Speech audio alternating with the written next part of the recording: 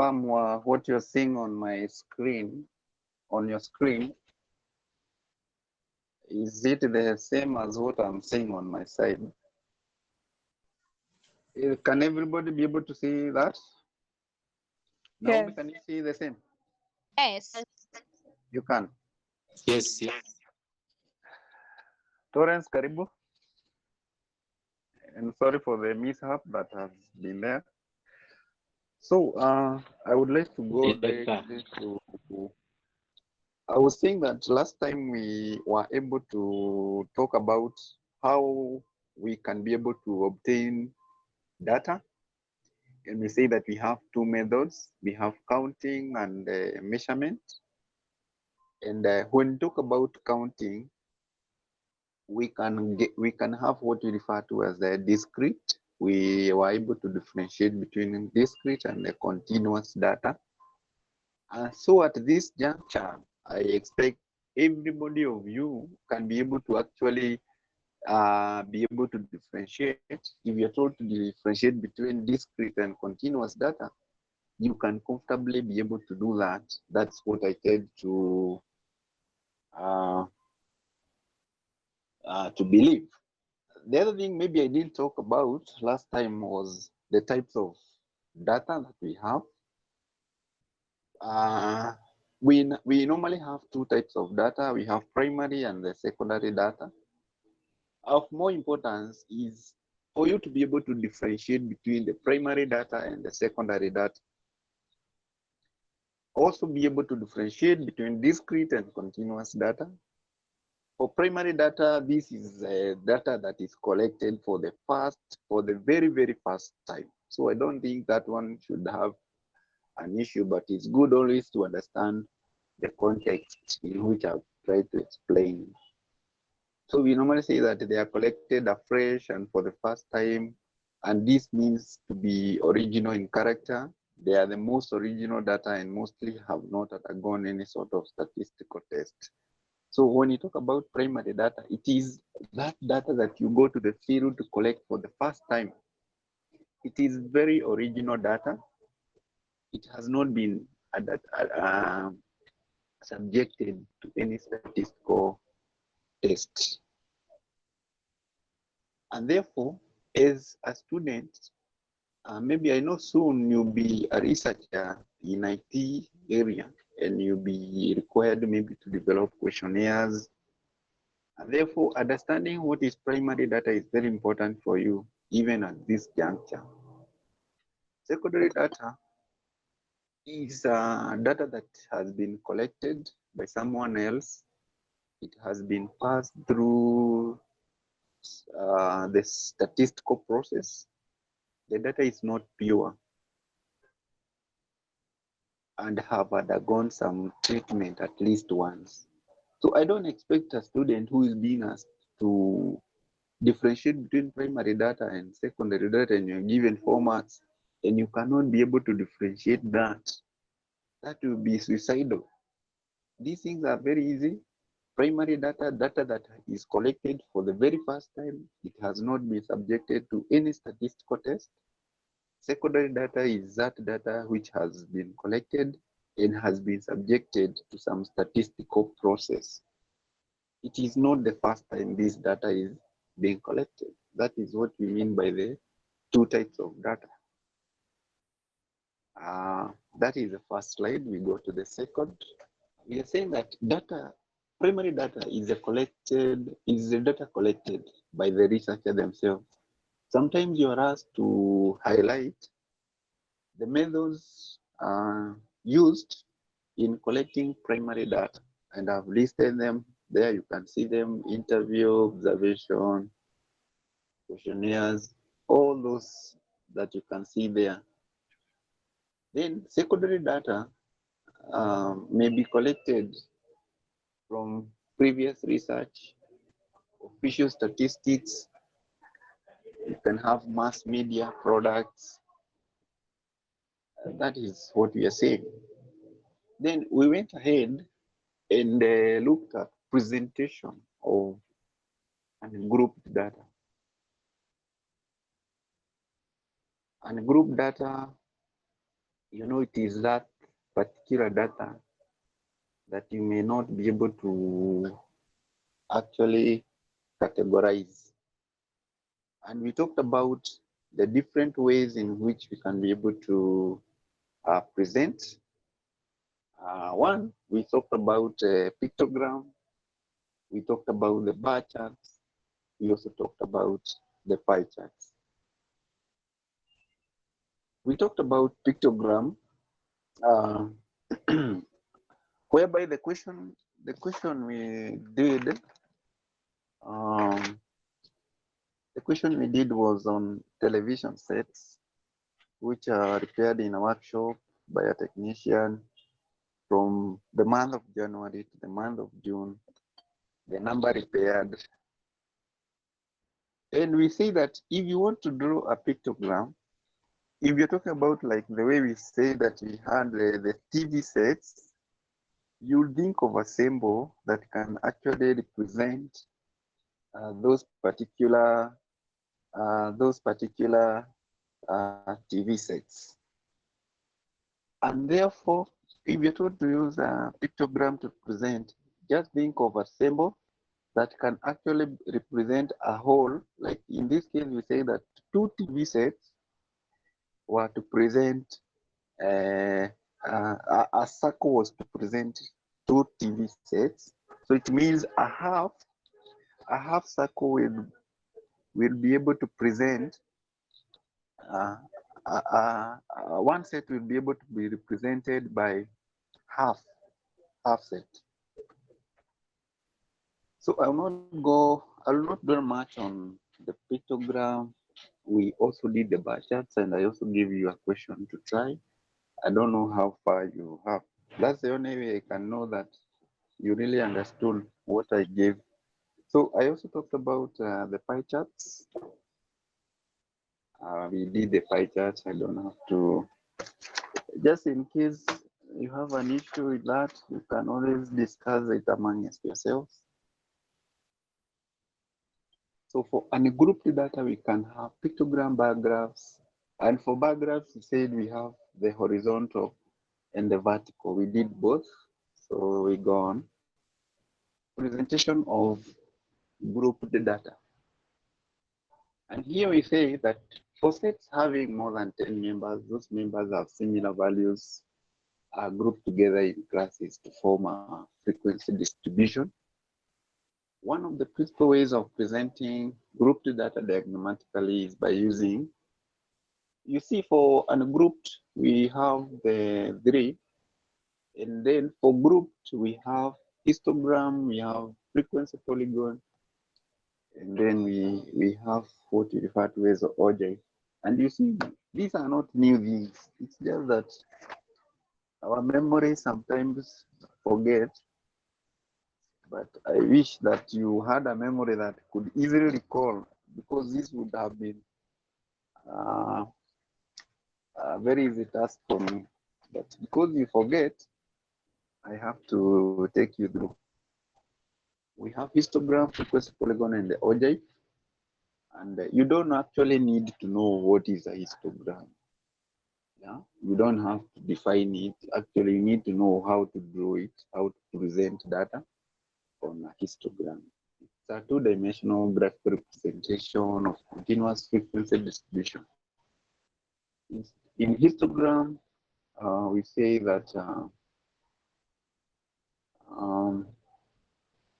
the bars are placed continuously side by side with no gaps between adjacent bars. Remember, we say that when you're drawing a bar graph, you space those bars with a uniform kind of width. But when you're doing a histogram, now you don't put those spaces. In other words, if you have to present a histogram when you have a bar graph, the spacing too at all. Just remove the spacing. The only thing that will be different is the frequency. The frequency and maybe the size of the rectangles. So these are the steps that you need to master if you want to draw a histogram. Step one is that you represent the data in the continuous form. If it is in the discontinuous form, we are going to see that. You mark the class intervals along the x-axis in a uniform scale. Mark the frequencies. The step 2 and 3 are very important. Mark the class intervals along the x-axis. You understand what you mean by the class intervals. We are going to look at that. Mark the frequencies along the y-axis on a uniform scale. Step 4, construct the rectangles with class intervals as bases.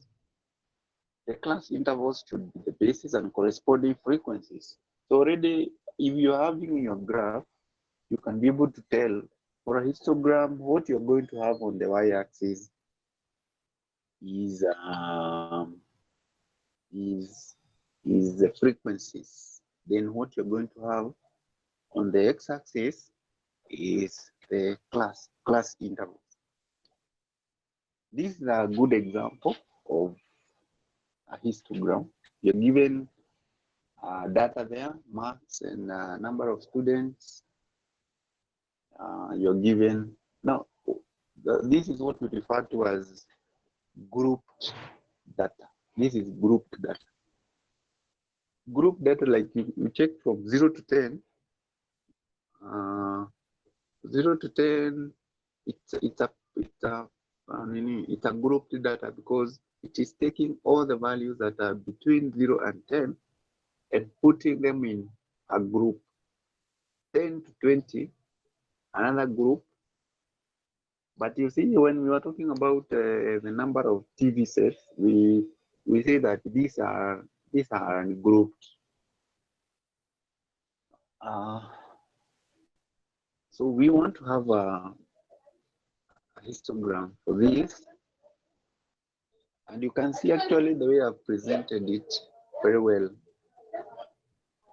The class intervals are all equal with length of 10 marks. So you have to check whether your class intervals are equal. How do you know that the class intervals are equal? You subtract, maybe you can write that one. In a tangle range, the length, unasema lower class limit. We have 10 to 20, so 20 minus 10 is 10.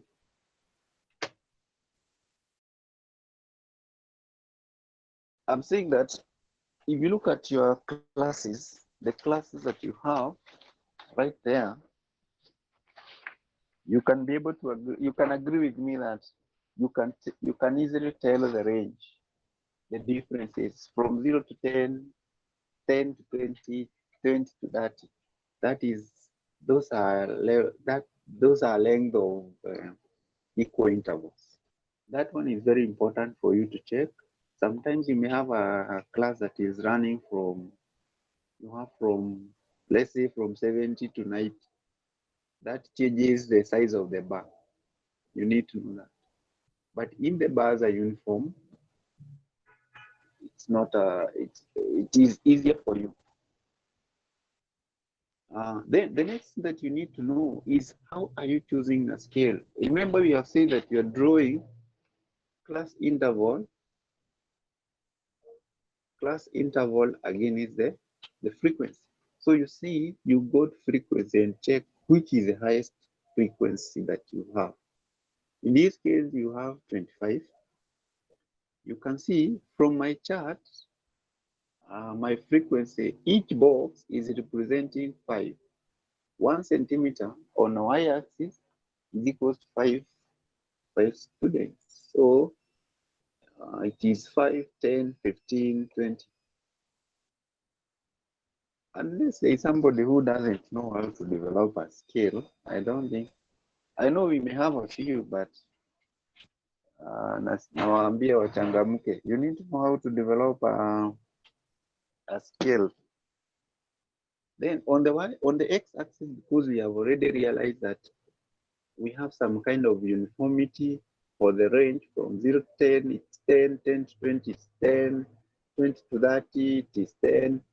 Once you have that, you can comfortably be able to now say from 0 to 10, the first bar, 10, 20, the second bar, 20 to 30, second, third bar, 30, 40, 40, 50, 50, 60, 60, 70, 70, 80 is the last bar. So at this juncture, when you look at my chart right now, you can tell that the first bar which we have, which is 0 to 10, it corresponds very well with the 5 frequency, with the 5 on the y-axis, which corresponds very well. When you go to the second bar, which is from 10 to 20, it is 10. So you can see it is well presented there. Now, suppose if this thing was a bar graph, we would have spaced like the first bar, which is 0 to 10, corresponding to 5 as the frequency. The next bar that follows we would have skipped that to get skipped. Once we have skipped it, we would have started now 10 to 20 on the other one. On the 20 to 30 now, it would have been 10 to 20. That is for bar graph. But for now, because we are looking at the histogram does not have bars which are spaced, and therefore they are joined together. That's why you need to understand the differences in terms of the length within from one group to the other. Maybe you can look at another example. But this is just an explanation. We are talking about the rectangles of lengths proportional to the respective frequencies. Sometimes you get bars which are not uniform, or you get class intervals which are not uniform, and therefore you need to understand how are you going to present those particular bars. Remember I've said, like, you look at this one, you say it's 0 to 10, then it has a frequency of 8. Then from 10 to 20, frequency of 12. Suppose you have 20 to 40. It means that bar will be bigger. And you also have to show it on your chart. So it is very important to understand the range. If it is uniform, you go with that. Then again, you look at my scale on y-axis, 1 centimeter. And when you say 1 centimeter, you should understand it is that a small box representing 2 centimeters. Then I say that for you to earn this maths, remember every other student in different colleges that we have will be doing the same exam. So if you don't name your chart, okay, I know mine have not named it, but it's good to even put the double-headed arrow on the y-axis and on the x-axis. And more importantly, you name your axis. Always, once you draw your graph, make sure that you name it. And on the x-axis, you're going to say the class interval. Once we are marking this work, we say that the frequency has marks, and then the x-axis has, it normally half. It's like 1 mark. Then we come to the bars, we check whether you have presented the bars correctly. For every bar, maybe it's a mark, and that is it. So it's good that you practice these things, and they're very simple. So this is another example whereby you are told to represent the data by using what we refer to as a frequency polygon. Now, we have already talked about histogram. Histogram, we have said that this is where you draw the bars, you don't put the spaces. You don't put the spaces. If you want to present a frequency polygon, instead of drawing the bars, you present with them using a line. Now, whatever I'm trying to navigate on is, suppose when you have the histogram and you want to draw the frequency polygon. What you're supposed to do, on the midpoint of every bar, you can put a star. On the midpoint of every bar that you have, yani katikati, like the one that we had earlier on, this one. If I want to draw a frequency polygon when I have a histogram, on the first bar, which is 0 to 10, corresponding to 5 as a frequency, hapo katikati, hapo 5 iko, then you slide a bit, hapo katikati ya where the bar meets 5, on the middle of the bar, maybe I will open a Jamboard to illustrate these, but I know most of you can be able to understand what I mean. Ukienda the middle of the bar, uende the second one, katikati, you put a star, then you join those points, then hii katikati ya the first bar, you join it to the starting point. Then on the other one, on the where we have 80, between 70 and 80, ukipanda juu hapo katikati ya hiyo bar, it will be hanging. So you join it to 80. You join it to it. When you do that, that is what we refer to as a frequency polygon. So in this case, you are supposed to present a frequency polygon. Of course, maybe I'll adjust it, I'll edit it a little bit so that it is a histogram and frequency polygon. So this is whatever you're seeing there is a histogram, not a frequency polygon. So I'm saying this question, I'll change it a little bit so that it reads in a frequency, in a histogram and a frequency polygon. So that it reads that. Then actually I can be able to draw the frequency polygon. How do we present the frequency polygon? It is normally drawn by what? Somebody with a Ezekiel. If you are writing and you have somewhere, remember ukiangalia tunasema frequency polygon ni katikati ya bar, sio? Katikati ya bar pahali ina meet. Let me go to the one I was describing. If you look at these, not that one. If you look at this one, I'll say where we want to have the frequency polygon is at the middle of the bar, pale juu. That line over and meet 5. At the middle, that's where we point as the star. We put a star there. On the second bar, we put a star. On the third, put a star. Now, it means a frequency polygon is presented by what? Katikati ya hiyo bar, what is that? It's what we refer to as the midpoint values.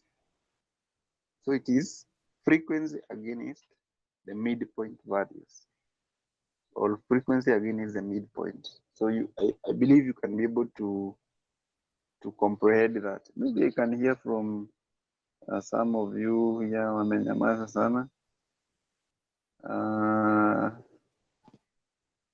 Nani anaitwa Divina Ukelo, huyo hataki kuongea. Edward Gitau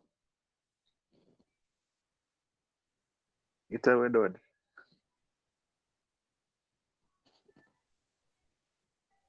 James Gazongu? Yes. Can you be able to actually understand what I'm trying to explain on frequency polygon? Yes. Sometimes you may not be able to draw it directly, but when you know how the bars are spaced, you can actually put the values with a pencil. Then you draw the, the, the frequency polygon, then you put the midpoint values directly without, maybe I'll open Jamboard shortly so that I can be able to illustrate that. But let me just continue because of time.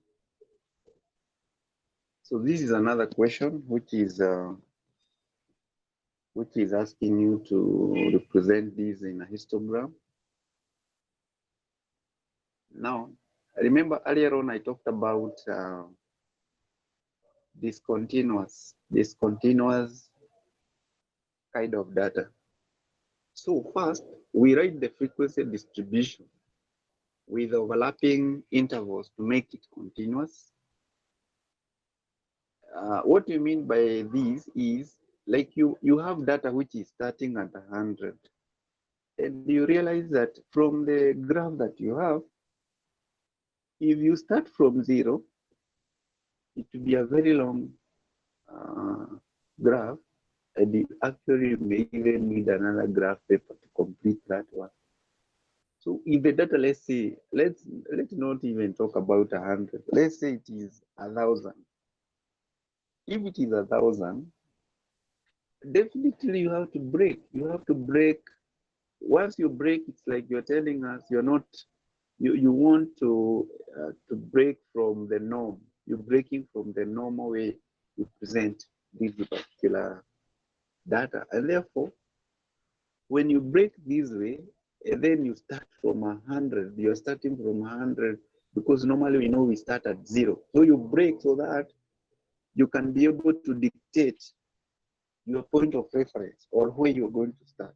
And therefore, it becomes easier for you. You see, a student who don't really understand how we'll go about this will start telling us that from 0 you go to 20.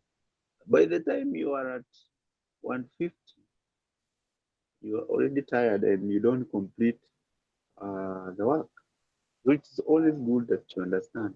Where do you need to break? Where don't I need to break? Or you just need to use a graph the normal way. That's what we meant by discontinuous. You have group data, but it is discontinuous, but the length is uniform. That is, you can see the bars are uniform. The only difference is the frequencies, because each particular group has its own frequency. And you can actually see from 100.5 to 110.5, the frequency is 15. The frequency is 15. For 110 to 0.5 to 120.5, the frequency is 18. So you have to first look at your data, understand the highest frequency in your data, and actually for this one you can see the axes are very well labeled, so you can't have an issue on as to how are you going to name your scale. And you can see the number of children on the y-axis, then the height in centimeter on the x-axis. I can guarantee you that when you do that, that adds you a whole 1 month. Then presentation of the bars correctly, you don't have to use different colors.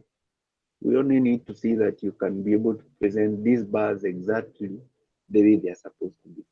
Then frequency polygon, in this case, it's a you don't need to actually master the definition. I put this so that you can actually be able to understand what exactly we are talking about. But I don't expect you to go telling people that you are trying to define frequency polygon and that way you are hungry. No one will listen to that if indeed that person is a mathematician. What is important is that you need to understand. As an ICT guy, you need to, when I tell you this is frequency polygon, you understand. What comes to your mind is a picture. How do I present this? We are saying a histogram is a series of rectangular bars with no space between them and is used to represent frequency distributions. Then I'm giving you steps on how we are able to present the frequency polygon, mark the class intervals for each class on the horizontal axis. We plot the frequency on the vertical axis. As I had explained earlier on, we are going to have frequency on the y-axis. Then calculate the class mark for each class interval. The formula for class mark is upper limit plus lower limit divided by 2. That is how we get the class mark. Mark all the class marks on the horizontal. It's known as the midpoint value. Now, in this case, because some fellas, they don't talk when they are seeing me, maybe they talk when they are online. Victor, are you there? Yes, I'm there. I want you to explain to us. Okay, it seems you guys, your bundles have issues. Let me just teach. So if you have a class if you have a class that is having a range from 1 to 10, let's talk about 1 to 10, and you want to know the midpoint value, or you want to know the class mark, I want you to tell me, if you have a range from 1 to 10, what is the lower limit of this class? What's the lower limit of this class? Douglas? Yes. What is the lower limit of that class? 0.5. 0.5. What's the upper limit? Upper limit Yes. is 10.5. Yes, 10.5. So if you want to know the class mark, you say upper limit, which is 10.5 plus 0.5 divided by 2. What are you going to get? If we do that, Douglas, what are you going to have? 5.5. Yes, you're going to have the class midpoint value as 5.5. So far, so good. So when you're doing a frequency polygon, you have frequency against the class midpoint values. Sorry for that. And then you're saying mark all the class marks on the horizontal axis. It's also known as the midpoint value of every class. Corresponding to each class mark, plot the frequency as given to you. The height always depicts the frequency. Then you're told join the plotted points using a line segment. The curve obtained will be kink. The result curve is what we refer to as frequency polygon. And those points, you join them using freehand. See your ruler, you join them using a freehand. So you're told to construct a frequency polygon using the data given below. We have test scores and the frequency. Now, we are saying that we now start by plotting the class mark, such as, you can see there, such as 54.5, 54.5, 64.5, 74.5. I am sure you can be able to tell where we have found this. 54.5. Kolo, are you there? I'll not be able to talk to Kolo. I'm getting you. Let me talk to you. You okay? Yeah, I'm okay. Now, how have we found 54.5 and the rest? Where have we found that? You've taken the lower limit, the lower class limit. Yes. What is the lower class? Let me get the screen one. Lower limit. or 49.5? What's the lower limit? It's 49. Are you sure? What are you supposed to subtract? 0.5. No, sorry, 0.5. So I want you to understand that you can mute. So that's how we are able to get the midpoint values, getting the lower limit plus the upper limit of the class, then you divide by 2. Note that we'll also plot the previous and next class marks to start and end the polygon. So we have to plot, we plot 44.5 and 105, 104, 104.5 as well. So to start the class, you have to plot the next class. I mean the previous, like 49.5. We do not plot it directly. We have to know what was the previous class that was there, and that is why we are saying 44.5. Tutaanza na hiyo sasa 44.5, and you can see for yourself. Tutaanza na 44.5. Twende the next the midpoint. Remember, we are doing the midpoint values, not the class which you are seeing. Kwa hivyo tukianza 44.5 tutaenda 54.5, 64.5, 74.5, hivyo hivyo mpaka the next class yenye tumesema ni 104. Kwa hivyo what you should always put in your mind wakati unachora this frequency polygon, wakati identify your midpoint values, for you to have a comprehensive or a continuous scale that will not disturb you, you must take the previous class when you are starting and then the next class so that you can be able to join those particular points. Then I've put for you some questions there that maybe you can try to refresh your mind so that you get a deeper understanding of what you're talking about. I don't know how to explain that. Differentiate. Now, this particular chart is a representation of what you're supposed to know.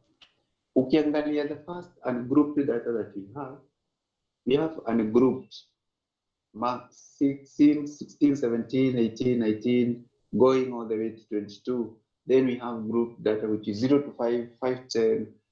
All these has been put in this manner.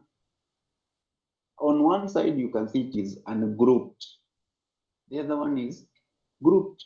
Then the graphical representation inakuonyesha. If you want to present the group, the bar graph for the data that you have, you can see the bars are equally spaced.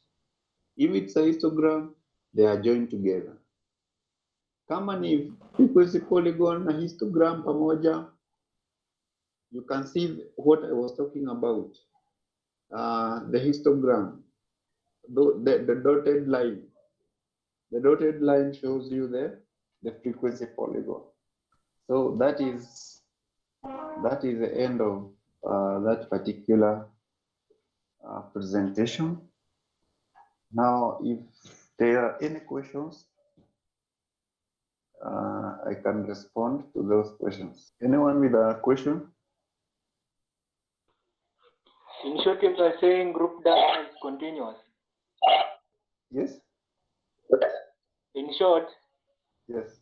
are you saying group data is continuous? Grouped data. Yeah. Now, when you ask me that, I need to ask you to define for me what is continuous data. You need to understand what is continuous data, first of all, before we talk about anything else. So I would like to give you a question that you can look at and see whether you can be able to meet the demands. So you can maybe write down this question. You can see that Table 3 shows wage distribution in Kenya shillings. Table 3 shows wage distribution in Kenya shillings for 110 employees in a certain company. Table 3 shows wage distribution in Kenya shillings for 110 employees in a certain company. Use it to answer the questions that follow. Use it to answer the questions that follow. Use it to answer the questions that follow. You can have two columns. On one side, you have wages in apostrophe 000, wages in thousand, that is wages in your speech mark, your opening, then 12000 030. Then the next column we say number of employees. Number of employees. Number of employees. Okay. So on one side I said you have wages in thousands. I mean, you put that opening speech mark, then you put 0030. Then on the other side of we have two columns. On wages, in your wages, you have 0 to 30. 0-30. On the number of employees, 0 to 30 has 20. Number of employees, 20. Then we have 30 to 60. 30 space 60. We have 35. 60 to 90. Number of employees, we have 30. 90 to 120. 90 space 120. Number of employees, 15. Then we have 120 to 150. Number of employees is 10. Anyone with an issue on that? That is a table. The question is, present this information using each of the following charts. Present this information using each of the following charts. Roman 1, we have histogram. Roman 2, frequency polygon. Roman 3, I've said present this information using the following charts. Histogram, Roman 1, Roman 2, frequency polygon, Roman 3, ogive curve, which I know I've not talked about. Let me see if I'll explain that. So the question was carrying 7 marks. 7 marks. Just try to do the question as I look at some content on ogive.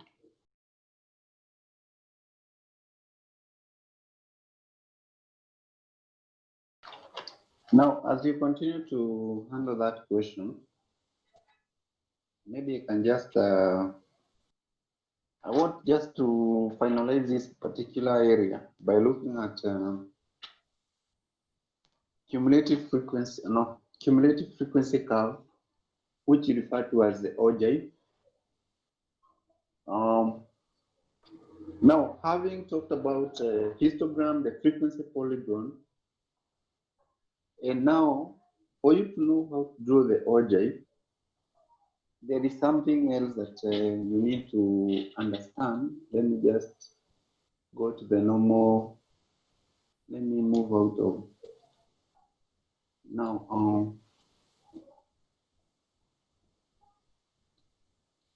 Let me just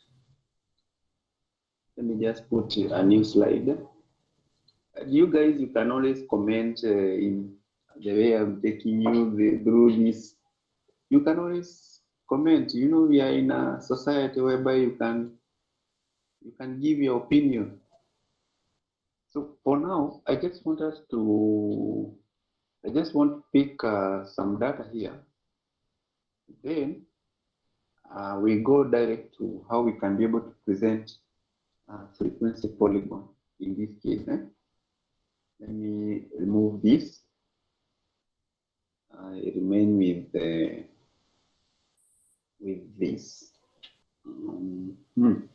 Now, what you need to understand is that when you're told to represent an ogive or a frequency cumulative frequency distribution curve, what you need is what you refer to as frequency cumulative frequency. Cumulative frequency. So if you are writing, I want you to do this. If there's something you're writing for ogive, because I don't have that right now. For ogive, for you to draw the curve, you say it is a graph of cumulative frequency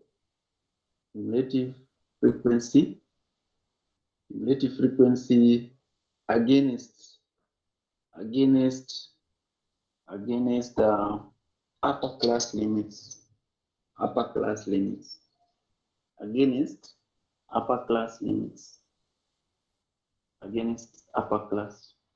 limits, frequency against upper class limits. So this is what you're going to do. Because for an ogive, you draw a cumulative frequency against the upper class limits. This is, I give you an example there, given the following.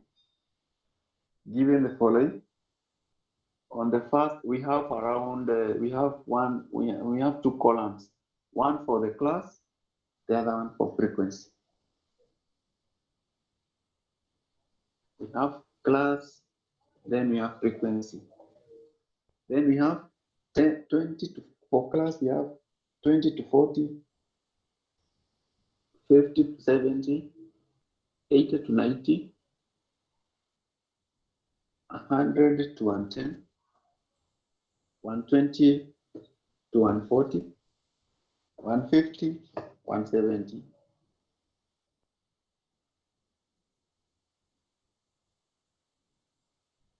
Frequencies, we have 2, 6, 12, 40, 4, and 2. Unaambiwa wanaishi hapo? Yeah, mwalimu. Unaweza rudia hapo hivyo kwa class. Nimehang, ulisema 20 to 40. We have 20 to 40, 50 to 70, 80 to 90, 100 to 110, 120 to 140, 150 to 170. And frequencies, we have 2, 6, 12, 14, 4, 2. The question is, now we are assuming that we are drawing the ogive. Now what you need to add there,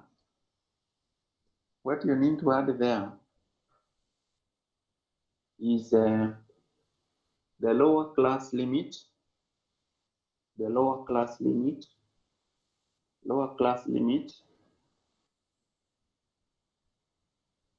then upper class limit. Ukiangalia the lower class limit pale kulingana na range yenye iko hapo, the lower class limit is 15, 45, 75, 95, 115, 145. That is the lower class limit. Then for the upper or higher class limit, for the upper class limit, we have 45, 75, 95, 115, 145, 175. The other column I want you to add there is the range. Range. R-A-N-G-E. Range. We have 30, for 20 to 40, the range is 30. Is it? It is 20. The range is 20.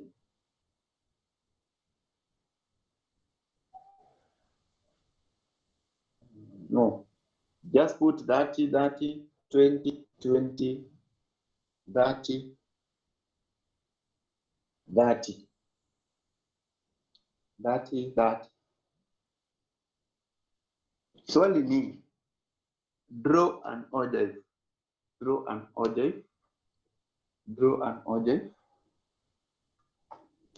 So I'll leave you to try that. Maybe we need also to agree on different times that we can be meeting. I want you to discuss within your group. Then the class reps are going to, the time that you can agree, maybe you can have an extra session.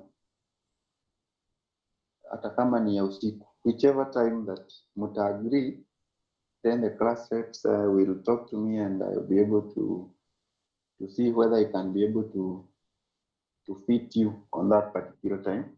Otherwise, I would wish to stop there and give you time maybe to discuss and liaise with your friends on how you can be able to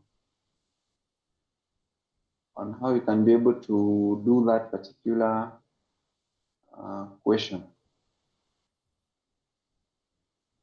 The questions I've given, that is. So that when we meet next, we are going to look at measures of central tendency. Not unless there's somebody with an issue. Maybe I can check if I have one more question. I have one more. Maybe I can give you. I'm sure you don't have this one.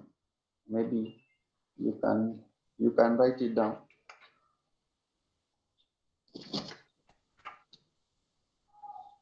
This is for November 2018. The diploma paper that was done in 2018. You can say a certain company processes fruit juice. And all these questions that I'm giving, kindly try and understand these questions. Usiandike maswali alafu unaweka. Alafu tunapata kitabu ndio inawasha jiko yenu. A certain company processes fruit juice that is sold in packets of 1.5 liters. A certain company processes fruit juice that is sold in packets of 1.5 liters. Full stop. For a period of 40 weeks, comma, the company's weekly production is shown by the following data in liters. For a period of 40 weeks, the company's weekly production is shown by the following data in liters. Use it to answer the questions that follow.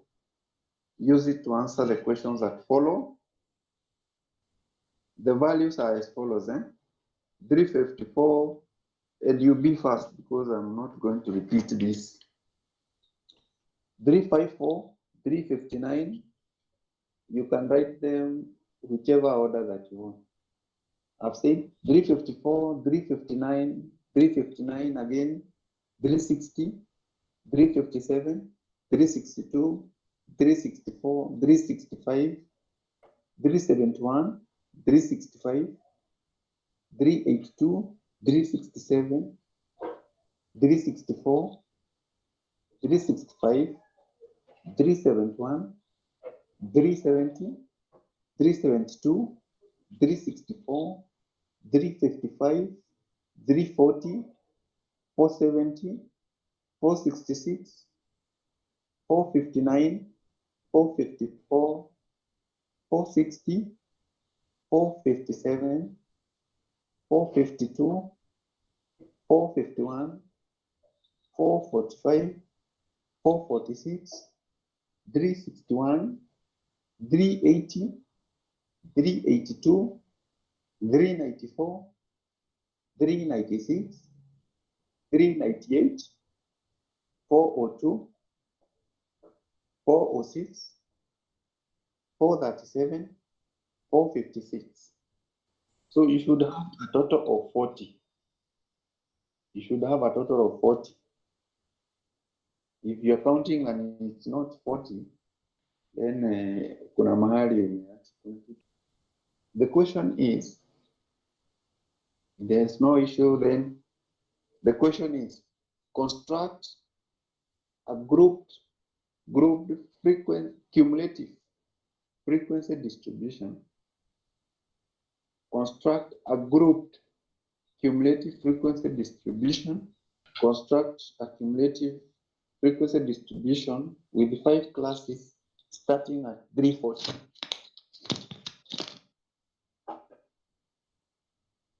Yeah.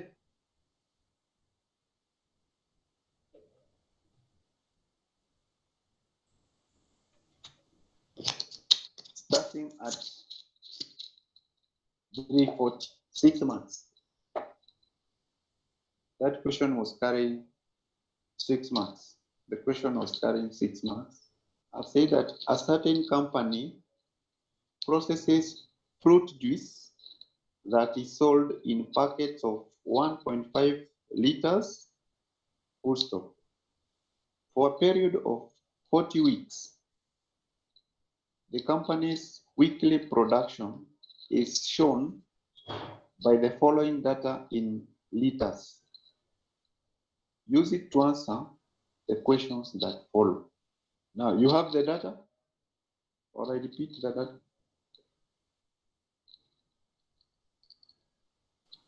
Repeat. Okay, so I said the values are 354, 350, 359, 360, 357, 362, 364, 365, 371, 365, 382, 371, 370, 372, 364, 355, 340, 470, 466, 459, 454, 460, 457, 452, 451, 445, 446, 361, 382, 394, 396, 398, 402, 406, 437, 456. The question is, construct a grouped cumulative frequency distribution with 5 classes starting at 340. So we stop there for today. We do the questions. If you have an issue, you can get in touch. Otherwise, thank you very much. Agree on the time that you can meet again, and I will see how we can be able to meet. Sema nisikie.